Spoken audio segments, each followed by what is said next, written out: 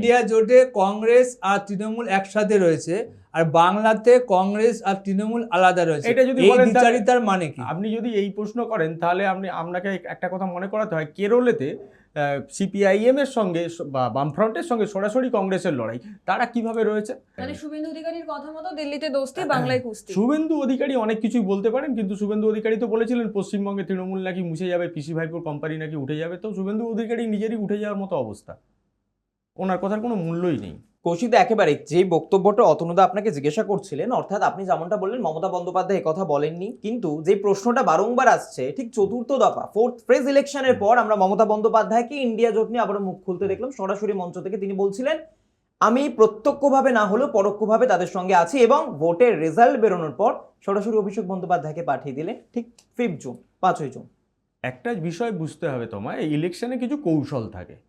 এই রাজ্যে আমাদের সঙ্গে বা যেহেতু সিপিআইএম এবং কংগ্রেসের কোনো আসন সমঝোতা হয়নি, তারাও সমানভাবে আমাদেরকে আক্রমণ করে গেছে বিজেপিকে সহযোগিতা করতে গিয়ে। সেই জায়গায় দাঁড়িয়ে মমতা বন্দ্যোপাধ্যায়ের পক্ষে কংগ্রেস বা সিপিআইএমের হয়ে কথা বলার মতো কোনো রাজনৈতিক পরিস্থিতি ছিল না। এবং এই জায়গাতেই আমাদের মেন প্রশ্ন যে পশ্চিমবঙ্গে সিপিআইএম এবং কংগ্রেস তারা তৃণমূল কংগ্রেসকে বিজেপির সমপর্যায়ে গিয়ে আক্রমণ করবে, আর এখানে তৃণমূল কংগ্রেস তার আক্রমণ সহ্য করে তার সঙ্গে সমঝোতায় নিশ্চয়ই যাবে না। আমাদের মূল লড়াই ছিল, কারণ আমরা ভালো করেই জানি যে পশ্চিমবঙ্গে কংগ্রেস এবং সিপিএমের শক্তি ক্ষয়িষ্ণু, এবং তাদের মূলত যারা পশ্চিমবঙ্গে তৃণমূল কংগ্রেসের বিরুদ্ধে যারা ভোটদান করেন বা আমাদের বিরোধী পক্ষ হিসাবে, সেখানে বিজেপির একটা প্রাসঙ্গিকতা তৈরি হয়েছে। আমার মূল শত্রু এখানে বিজেপিকে আটকাতে গিয়ে আমাদের যে রাজনৈতিক কৌশল নিতে হয়েছে সেটাই আমাদের দলনেত্রী অবলম্বন করেছেন। কথা যখন বলছেন তাহলে সেই ধাক্কাটাই কি সরাসরি খেতে হলো অধীর রঞ্জন চৌধুরীকে? এবার অধীর রঞ্জন চৌধুরীর পক্ষে আমি একটা কথা বলি, অধীর রঞ্জন চৌধুরীকে আমি প্রচণ্ড রেসপেক্ট করি।